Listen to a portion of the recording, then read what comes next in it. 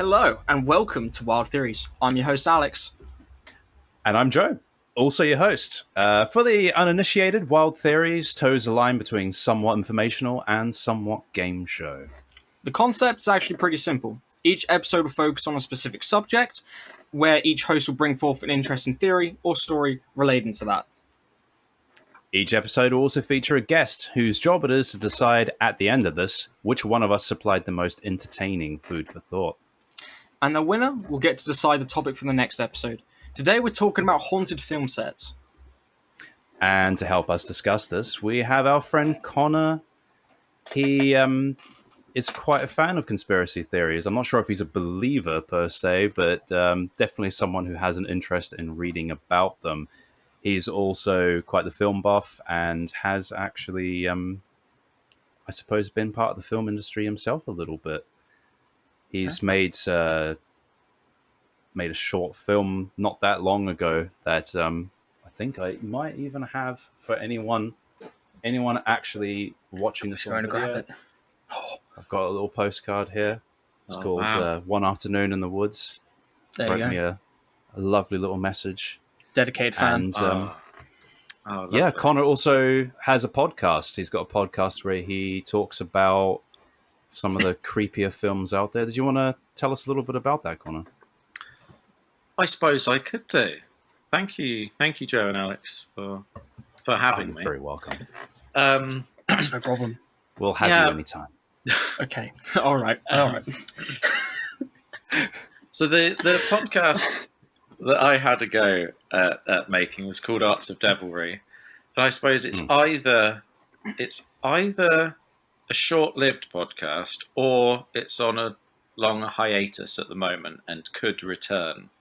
But I spoke with Joe a couple of times for that podcast where we were talking about films that had a creepy or weird or just interesting story behind the creation of the film. So it was kind of any film that was in itself interesting, but it also had something interesting going on behind the scenes as well. So Joe and I talked about both versions of The Wicker Man.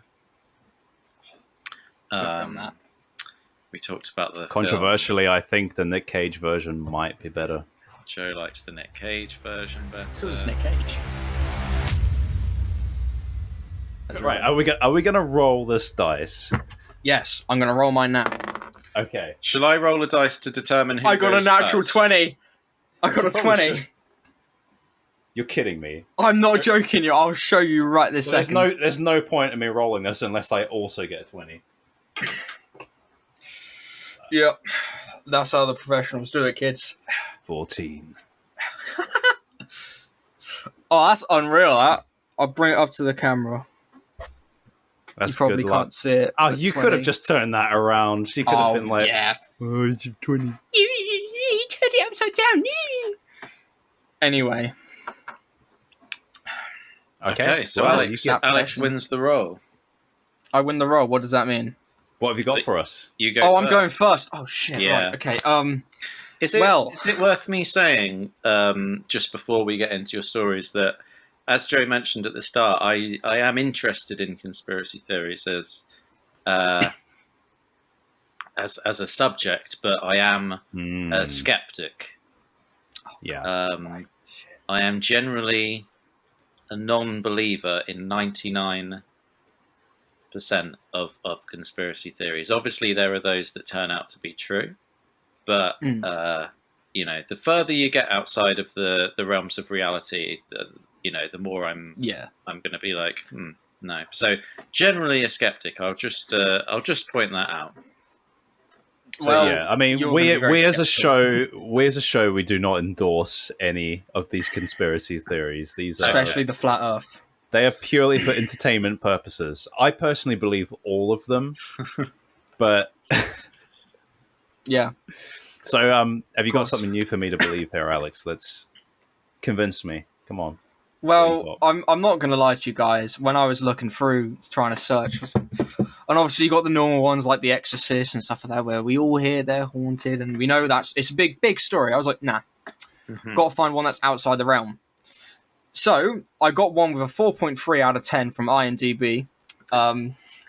Wait, hang on a minute. There are IMDb ratings on conspiracy theories? Like on the film I picked. Right, okay. Right.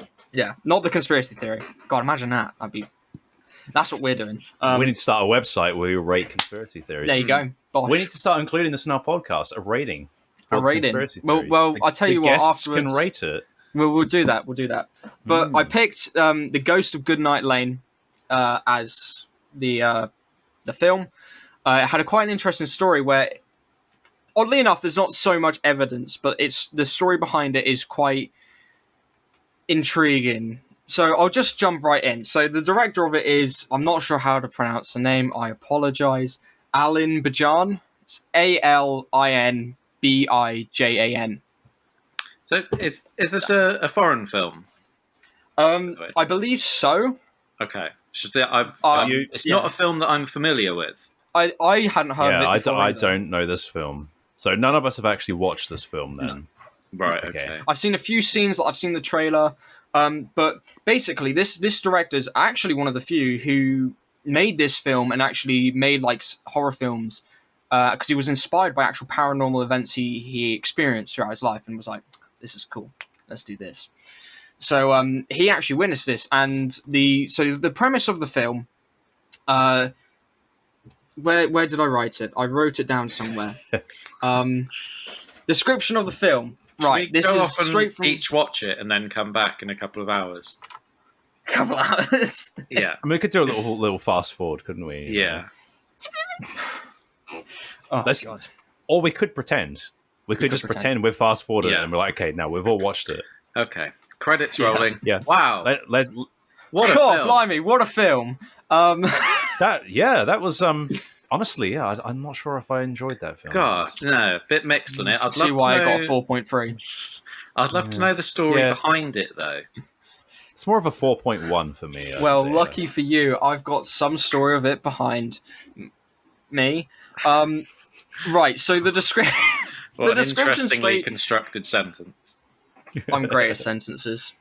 So the description of it is when the staff inside a renovated film studio finds a co-worker dead one morning, the pieces of a 40-year-old puzzle add up to an angry ghost who has let the last person step inside a house. Will they get out alive?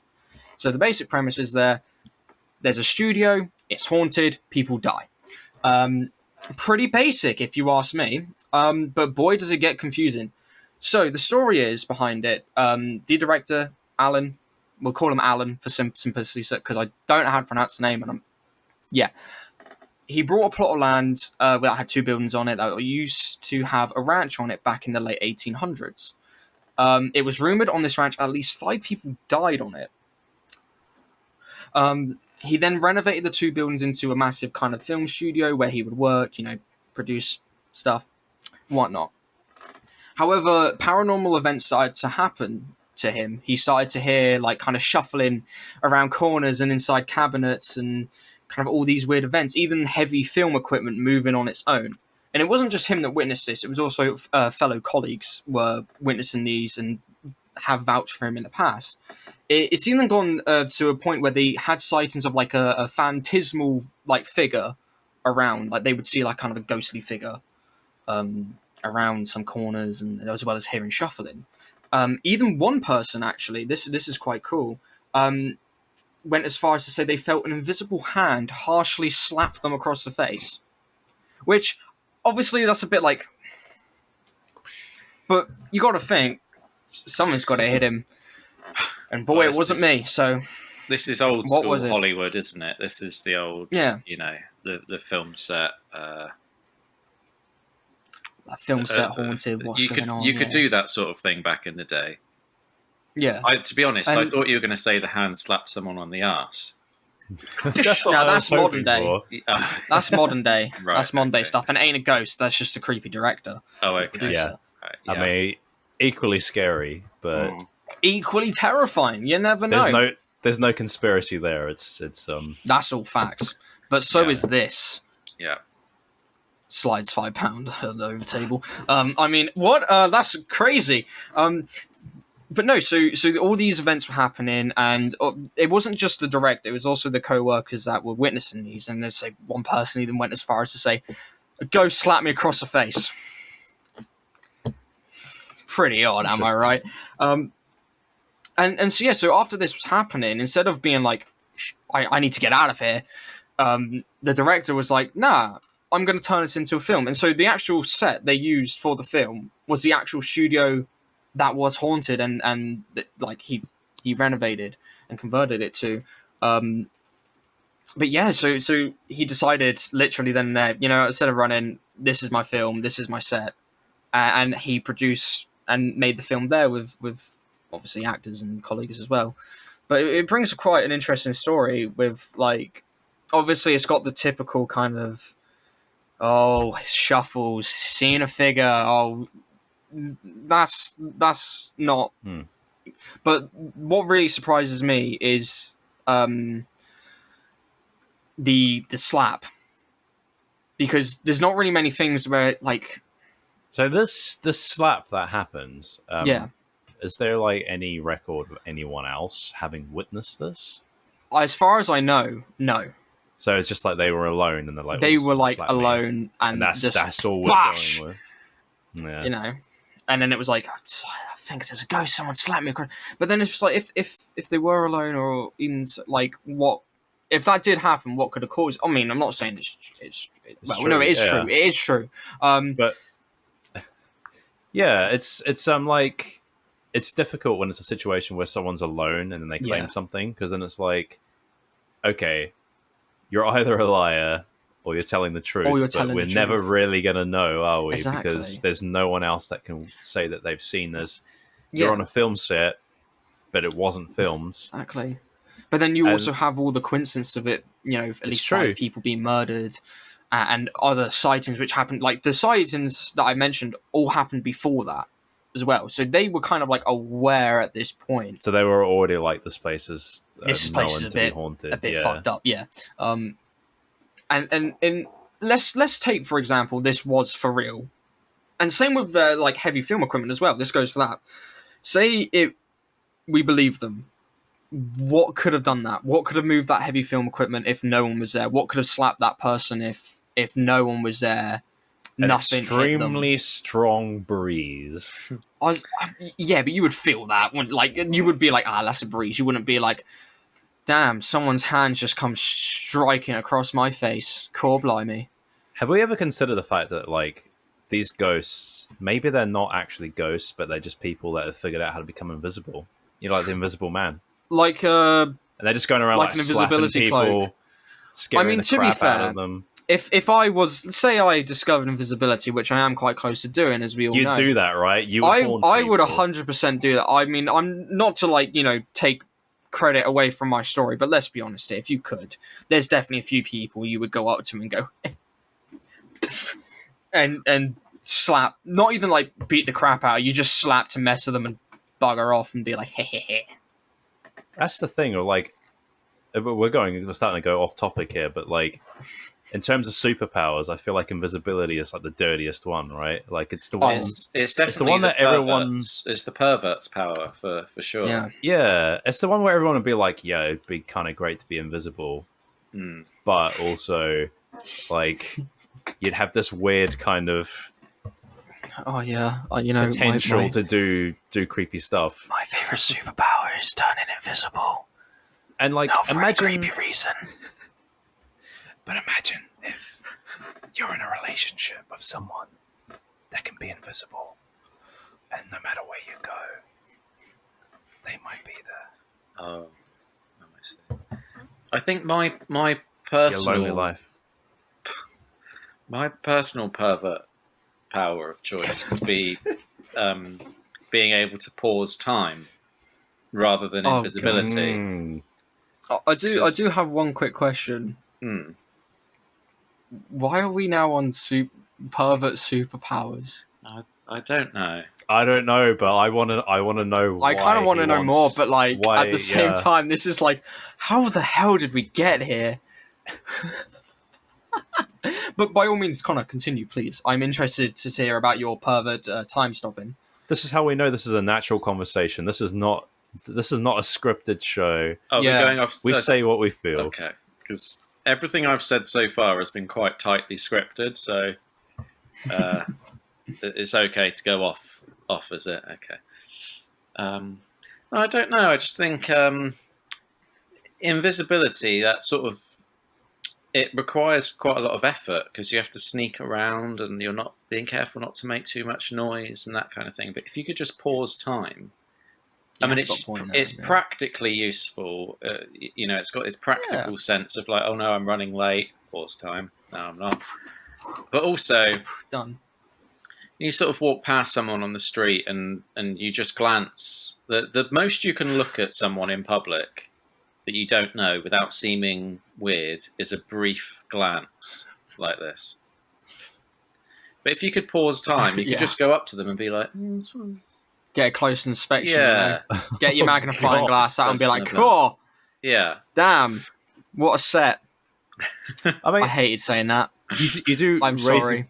You do raise a good point, kind of trying to get back into the conversation here a little bit, though.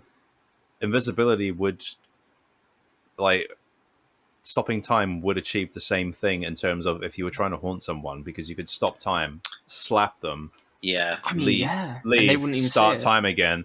And as far as they're aware, like nothing, no one's there. They've just been slapped. But in that situation, So, yeah. would they like see nothing and feel the slap, or would they like see like a flash of you as if time's like sped up for like that person like gone like that, and you just see someone very quickly. Mechanics.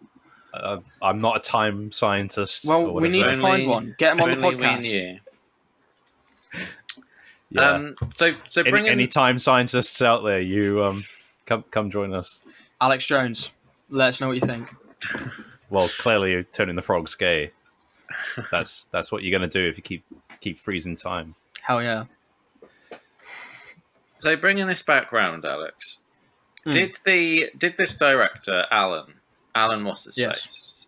So he's making this film that's a ghost story film on a set that is supposedly haunted. Yes. Did he sort of do you know if he's kind of changed the direction of the film to suit the haunting? Did that influence it, or was it just a coincidence he was making a spooky film and then it was spooky behind the scenes? Originally, the set of the film was just a studio. It wasn't set to be a film at all. The entire thing was not even a concept when he brought the studio and converted it. So he had the studio, he was working there, and then these hauntings, these kind of events started happening. And he was like, you know what? Instead of like normal people would do, they would like leave. He was like, you know what? I can make a film out of this. So it seems like quite a cool story of there's a haunted studio of people that work there. That's actually happening. And so he used the like actual events that was happening to influence and basically create the film. Right. Okay. So the film came like kind of after the hauntings. So the film was like a kind of product of it, I suppose. Yeah. So the aspect of believability here is whether or not it was actually haunted, or if they were just a sort of drunk crew. Crazy. Sort of drunk, mad crew. Maybe. Hollywood man. Or just lying. Because that's another option here.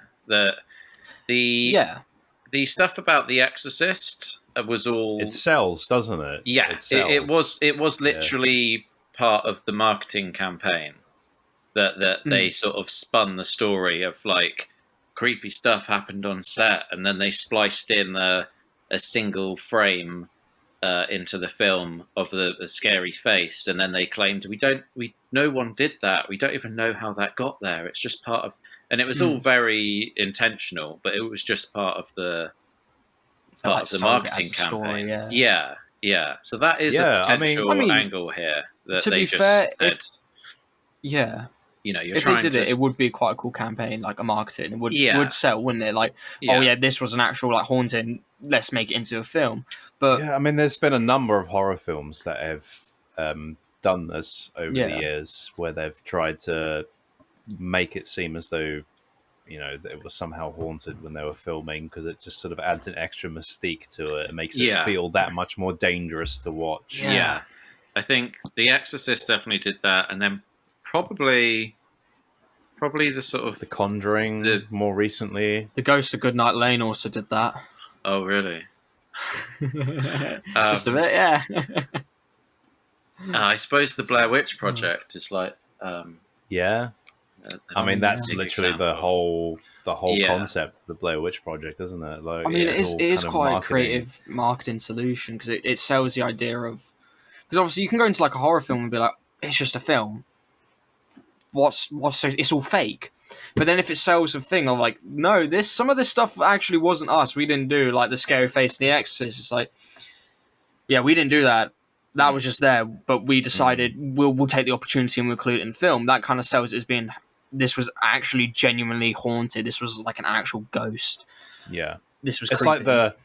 like the based on a true story type thing, and where you end up finding out the story it's based on is like almost entirely different. Yeah. They've taken like the name of the person and the place where they lived, and that's about it. Yeah. It's like, Yeah. you know, but then they can be like, yeah, it's true, and then somehow the fact that they make you believe that the story is actually based on something that really happened makes it that much scarier. Yeah. So yeah, personally, I don't buy it. Here's the thing. I quite like ghost stories. But I'm trying to win here, so of course I'm not going to. Yeah, of course you're going to say that. Yeah. Get out of here. I mean, personally, coming from, I'm not really experienced, but I quite like ghost stories. Not so much as in like I believe every single one. I'm a believer in ghosts. More of like I find them interesting because I oftentimes, not all the times, find myself looking on the good side of people and thinking they're telling the truth. And then I get to think, okay, well, if they are telling the truth, how did this happen? And like you Joe, we've talked about this in the past. We like kind of, you come up with kind of like ideas of what it could be. Like, oh, it's just this. And like literally coming in with logic and science. And I agree with that. Like, yeah, you should. But then, and then it's like with it's this kind of story, you add that in. It's like, okay, well, what could have moved that heavy film equipment? What could have slapped that guy in the face? And it can come down to a thing, but maybe they were just lying and selling it for marketing. Well, maybe they were, but what if they weren't? What if he was telling the truth and this actually happened? What logical thing could have happened that did this? And there's not really an answer, really. Like a gust of wind moving a heavy camera. Like I doubt that very much. It must have been a bloody strong wind. You know, like. What could it be? I still go by the wind theory here. I think it's sound. Could it be magnets? Magnets. Sure, you'd have to have some strong and that would be like an elaborate prank. Some kind of magnetism. I feel like no. Yeah, with ghost stories and people that have had these sort of experiences of seeing ghosts and things, my sort of general feeling is that I don't think that I think some people are just lying, just you know, to get a good story. But I think the vast majority of people aren't lying about an experience they've had. I just think that the human brain is just too fallible. We can't really understand a lot of experiences that we have, and so I think there's just it like. I think most of these people are telling the truth as best they can to explain the experience that they had, but we can't really ascertain what the truth actually is. It's like something happened and their mind couldn't actually comprehend or understand what it was. So they kind of, or like if something very super scientific happened and you're just like think if like someone from the medieval times saw a black hole, they'd be like, holy crap, God is pissed.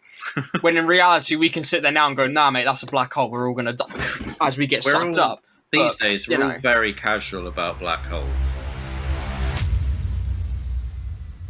The word coincidence and what a coincidence is as an idea, I think is quite a big thing in conspiracism in general. Because you quite often hear conspiratorial... Can't be a coincidence, can it? Yeah, that's a big thing. You often hear people say, very conspiratorial people sometimes say things like there is no such thing as coincidence. Like they have this mindset that everything is connected, nothing happens by accident, everything's kind of whether it's sort of a paranormal or supernatural thing, or if it's like the powers that be that are arranging everything behind the curtain. And it does kind of annoy me. That is something where I'm like, coincidences do absolutely exist. They're part of the random, chaotic nature of human beings. And I think wanting to believe that they don't exist is kind of it's sort of a putting order to chaos mentality that's sort of, I think, is a comfort to a lot of people, where you sort of pretend that there's a reason to everything, whereas I believe that a lot of things are just random and chaotic, and they don't have any reason behind them, and it's kind of slightly unnerving to accept that. I think. I mean, with that, I kind of think that not only is that it's like kind of half right, half wrong. I do believe everything is connected, but there is so much to connect, and there's so much going on that it is kind of this harmonious kind of chaos is going around with coincidences, and that's what happens. Like, everything is connected. This happened because of this, and this happened because of this, because it's happening so often and so much. It's like, well, this happened that caused this to happen, that caused this to happen, that unfortunately caused a massive earthquake to happen and killed an orphanage full of children. Sad for the children, but coincidence, and it's too much. You can't predict that, and it's just random chaos. And unfortunately, that happens. Like, you can see it in certain stories with. I mean, I've got no examples on hand because I didn't prepare, but you can see it sometimes happening where you're like, oh, what caused this horrible event? It's like, well, coincidence. It was just a coincidence that they did this, and that led to that fault. They ignored that safety procedure, and that led to that, and that caused the whole thing to erupt in flames. It's a kind of harmonious chaos at the with it. So I suppose a sort of theory that we're forming here is that coincidences exist, and so do connections, and the connections therein may make it seem like there was no coincidence. Are we onto something here? You kind of can't. Should we be writing this down? Rationalize it. Probably. We should probably be talking about this to NASA. But there's so much it's so much coincidence. You can't kind of. It's like we don't know enough to predict everything, or there's too much of everything. It takes way too long and too much time. There's no point in even trying to. By the time you do, it happens. Life is like a billion-sided dice. Literally. And we're getting deep here now, lads. And they're rolling. That's one hell of a D&D game. And it's just chaos. Let me roll D20. Just like D&D, yeah. I got a 4. A phrase that really annoys me is when people say everything happens for a reason. That I find that really annoying. Fuck off with that. Give me the F-bomb of the episode. And I think he deserves it, to be fair. I think we've already had a few, but okay. Sure. Well, I'll bleep the rest. Mine's the unbleeped one. Yeah. Okay. But all right. So going into my story then. Okay. No, we're not done talking yet. From coincidence. So it all revolves around the body of this woman that was found. I believe there was a Netflix documentary about this, actually. So the girl's called, I think, Elisa Lam. Is this the and her body? Is this the lady in the hotel? The Cecil Hotel. Okay, yeah. So I don't know the story. Just for context, I'm familiar with this one, and I believe I have watched the Netflix. Was it a thing where there was 3 or 4 episodes? Yeah, it was like a documentary series. Yes. I believe I have watched that, but not recently. I'm unfamiliar with this entirely. Okay. We should have two in fact, contrasting opinions maybe then. I think, Joe, but I don't get the vote. I think a while ago now, before Netflix made this documentary about it, I think I brought this up to you once. Probably could have been a couple of years ago now at the Plaza as this weird, have you heard of this thing? So it's kind of a full circle coming back to me now. So this happened in about 2013, and cool. It's mostly became famous because there was this CCTV footage of her in an elevator acting really weirdly, Or a lift, like as we'd say. Right. pressing all the buttons. Let me have a look at this. What was it called? And then she's sort of like peering out of the elevator as though she's maybe trying to run away from someone, but no one's there. Yeah. What was this called? So her name's Elisa Lam. So probably if you put it into YouTube elevator, it'll probably come up CCTV Yeah, footage. So that was the last time she was seen alive, is in that elevator. No one really knows how she wound up where she did after that. Jesus. I'm gonna quickly watch the video because I'm interested. Yeah. Just quickly watch the entire. Just watch all 4 episodes of the documentary series. Yeah, I'll be right back, guys. So, there's a connection between this and a film. Okay, I was just starting to wonder: is there a film? As I was hoping that there was. Right. So the hotel that this happened in was called the Cecil Hotel, and somehow she wound up inside a water tank on the roof of the building. Yeah, of the hotel. Yeah, no one really knows how she got there, why. But what kind of gets really weird about it is there is what was originally a short story written by a man called Koji Suzuki, called Floating Water. So that was written in 1996, and then there was a film adaptation in Japan called Dark Water, which came out in 2002, and then an American adaptation of that film in 2005. And it's just a lot of similarities between these two things. So that's scary. I've just read like the kind of thing of it, like how they actually noticed the body was from people finding out, like they would take their tap water and they would be like, this tastes funny. Yeah. Oh, that's grim. So she was decomposing in the water. In the water tank. Yeah. They didn't find her for like a week. Yeah. Yeah. So the film Dark Water, I'm going to just give you a really basic run through of the plot and some of the things that happen in there. So a woman named Dahlia moves to a new apartment in a pretty dilapidated complex with a daughter who's called Cecilia.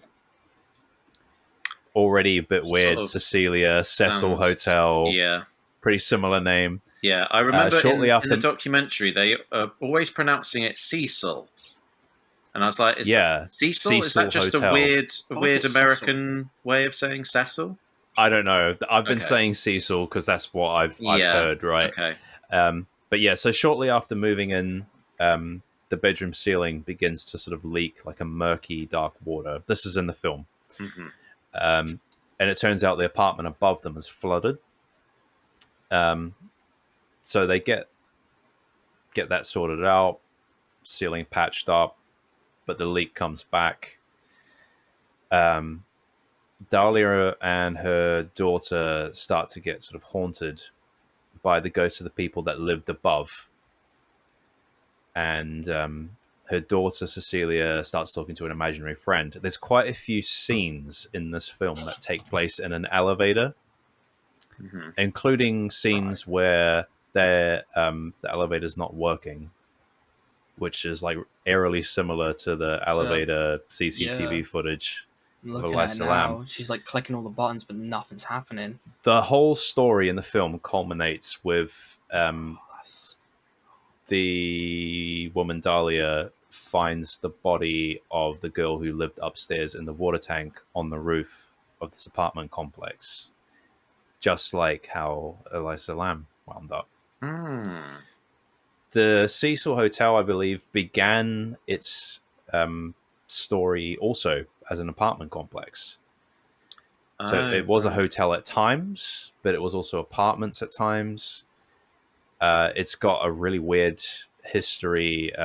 Some pretty horrific people have spent time there, including the Night Stalker, Richard Ramirez. Yeah. There was also another serial killer who spent time there as well.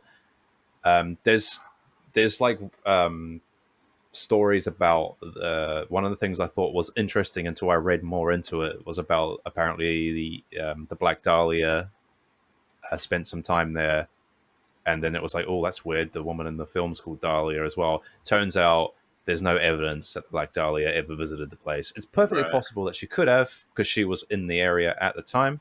Right. But yeah, I mean, that's up for a matter of opinion. There's no fact in that. Right. But yeah, there's obviously the story of Elisa Lam. What we know happened was that she was staying alone in this hotel. According to the manager, she was acting kind of weird. She was being quite disruptive.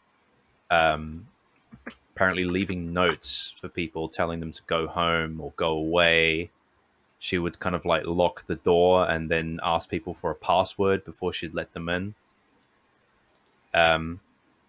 She also apparently went to like a live taping of an episode of Conan where she was really?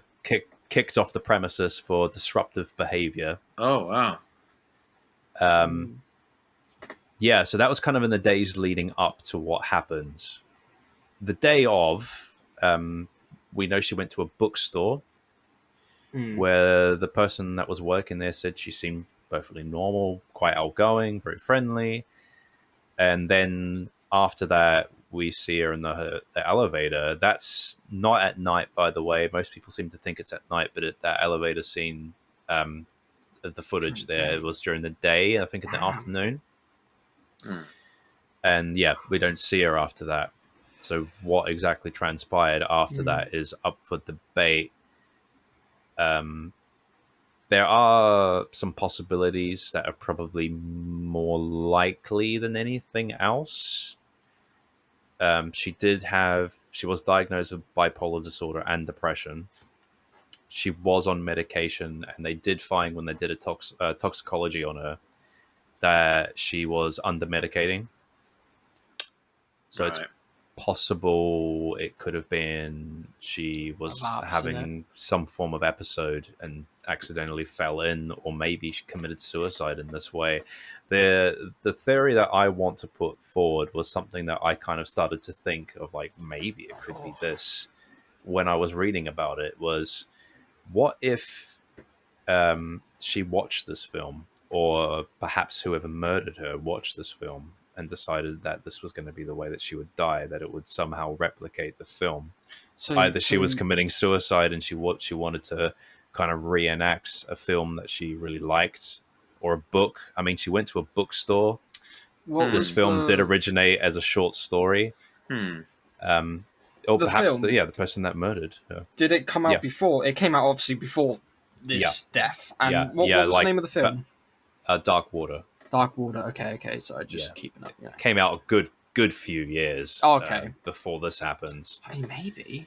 I mean, it's you definitely bring a point into that. Like some people, like we see it with like obviously she had some mental issues, and you hear about it as well with a lot of like serial killers. You find out they had like rough childhoods, or they had mental issues. Some people get fixated on like films and stuff like that, like, you know, and they fixate on it, and sometimes it's a kind of escape for them, and sometimes they just really like what it is, and that can happen in normal people as well. I mean, as morbid as it is, if she was intending to commit suicide, perhaps she just decided she wanted to do it in this really specific and interesting way, so people would talk about it. You know what, if I'm going to go out, I'm going to go out the way I want to go out. Because there's some other, like, it's also really weird that in the water tank, she's completely naked. There's no sign of, like, physical trauma, no sign of any kind of sexual assault. The clothes are in the tank as well, but she's not wearing them. So, like, she got in and then took them off. Or took her clothes off and threw them in and then jumped in. I don't know. But yeah. Yeah, it's an interesting idea that she could have seen that film or read that short story. I think another kind of interesting.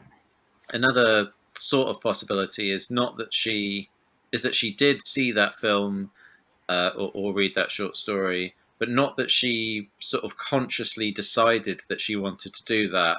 But it could have been that story was just kind of rumbling around in her subconscious. And wasn't part of any active decision that she made, but it was kind of something that she was in a distressed state. And and it kind of just and keyed kind in. of having a mental health crisis, and something about that was in her subconscious. But I guess it would kind of it Yeah. could be like kind of thing like when you're panicking and then you kind of your subconscious brain works. You're like, oh, idea, and obviously you bring up the issue. Yeah, it could possibly be a murder. It could, Yeah. but to me, anyway, murder is a possibility, but it seems more likely that it was a suicide. I totally agree. Yeah, it seems like whether the question is whether it was accidental or not. I Yeah. think I think it's on Uh, purpose. I think hard it's a to split hard because to tell, isn't it? the thing is with certain things like psychosis and say you end up getting like bipolar and like or like stuff like that, like BPD, stuff like that, split personality disorder.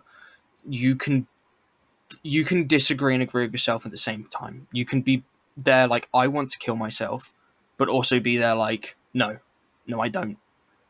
So it could be a murder in the sense she killed herself, but a different version of herself killed herself. That's where it gets tricky with mental illness because you can go right into this hole of it was them, but it also wasn't them. It was a split Yeah, right down the middle. I think man, I got this episode dark now. Yes, you did. Yes, you did. I think, But honestly, I'm loving it. she definitely. Me personally, I think the likelihood of that she was murdered is very, very small. And in terms of her, obviously her own actions resulted in her death is what I think. But as to whether it was intentional that she wanted to kill herself or kind of accidental, I'd be leaning towards accidental because I think that she was just in the throes of a mental health crisis and there was just paranoia was taken over. That's another aspect of and psychosis I can imagine BPD. You sort of are in such a paranoid state that you for some reason think your best option is to kind of take all your clothes off and throw them in, and then you kind of suddenly Yeah, I imagine especially she if kind you're of under medicating. why, obviously we don't know why she might have thought that was a good idea, or like somewhere that she might be safe to jump in See, in a tank. that's where it comes in quite. In certain therapy and like comfort measures, one of the most popular ones is to actually either like have a nice relaxing bath or to go for a swim. That is one of the things like, a lot of people do to calm down. They like to like be in water. They'll like submerge themselves or will go for a swim. Maybe that's why. Maybe what we saw at the beginning was maybe because of the under medication was maybe like a kind of start of psychosis. Like because it's got to start at some point where you go right there. You got psychosis. You're experienced psychosis. Obviously, I'm fixated on this psychosis thing because that's what it looks like to me. I could be completely wrong, but if that was the case, that would explain why she's suddenly freaking out. Because this is a whole new thing that she's going across, and maybe because obviously she's been depressed. I'm assuming she obviously went to the doctors, got medication for it, which she did, and probably had a few therapy sessions, maybe a few counseling sessions as well. Maybe one of the methods they taught her to help calm herself down and relax was swimming, having a nice relaxing bath, just relaxing, trying to like submerge herself in water. So maybe she was like, ball at the top. Well, I think to wrap this up, this God, it's gone on a while, hasn't story to bring it back here. The theory that I was putting forward wasn't really about how she died, but whether or not death was inspired by this film. So, considering these two theories put forward to you, Connor, which do you think is best? 20 pound under the table. So this isn't 50 quid. So my judgment isn't based on which I find the most believable, but just on the most entertaining, interesting one. Yes. Is that correct? Yes, I would assume a certain amount of believability might make it more entertaining. I won't lie. Okay. I'm not going to lie. I think, I would vote for Joe. Me myself, I'd vote for Joe's story. I think on this occasion, I'm going to have to go with Joe. Yeah. I'm not going to lie, mate. You picked a really good topic. I won't lie. The dark water. Maybe next time, Alex. Maybe next time. So that's me at 1 point and Alex at... Alex, what are you at? 0. Uh, Slides 50 quid over to Connor. But maybe you've still got a chance here if Probably not, but I'll give it a go. if the gods are on your side, if Connor's questions are perfectly directed for you. Completely related to my personality, which... Connor, do you we'll have see. a couple of questions for us? Or at least one. okay. My first one is so we're keeping in the realms of cursed films, obviously. There's quite a famous documentary about the kind of behind the scenes making of a film that's sometimes described as one of these cursed films, but the documentary is called Room 237. My question for you is, what film is Room 237 about? I saw that. I've seen that film, yeah. Well, does that have That's ages ago. Samuel L. Jackson in it? Or am I thinking of a completely different film? I'm Room not 237. sure. I'm not sure what you're thinking. No of, Googling, Joe. No Googling. I see you over there. Wait, so you want to know what's the name of like the hotel? No. So the documentary is called Room 237. 237. The documentary is about a film. Yes, What is the film? I know exactly what it's about. Okay. I know exactly. Well, I'm glad I was you thinking. I was thinking about something completely different. I was thinking I've about seen a the film. documentary. I know what you're on about. I've seen the documentary. Shall I just say it then, Alex? Shall I I'm just? I'm take horrible my with victory? remembering Joe stuff. Yeah, go for it, mate. I know nothing. Shrek. knows. No, The Damn Shining. it! It is The Shining, yeah. Yeah. I'm horrible with remembering But also stuff. Shrek. People are going to be sat there like, how did he get... For God's sake! You should have at least guessed something, just on the off chance. If I was going to guess anything, it probably would have been like, I don't know, Thomas the Tank Engine movie or something. Like, let's be honest. Oh, wow. I had Always get genuinely Shrek, no man. idea. Always Shrek. Or Shrek. But I've seen the documentary. I really enjoyed it, but I Wait, so you've seen the documentary, but you don't know Yeah. what film it was about? no, I know what film it's about. I just couldn't remember the name. Oh, okay. Right. Because Okay. I'm horrible with remembering like specific things. So I'm like, Okay. because I remember watching it. It was a while ago. I watched it and I found it very enjoyable and very informative. But Well, Alex, I'm afraid I've won 2 points. so that's 2. Oh, I mean, can I Joe's- swear? There's no coming back from that, man. I don't know Can if I you swear? can trust this system that Joe himself has invented. And Yeah, you know, he's invented doing- this. Yeah, and he's doing so well. Oh, I come mean, on, it guys. feels like a rigged system. I don't know about Yeah. Well, thank you, everyone, or anyone, for listening today to Wild Theories. Thank you, Connor, for joining us. Thank and you we'll very see much. you in That's right. episode 2. So, yeah. No worries. Casual. Casual, yeah.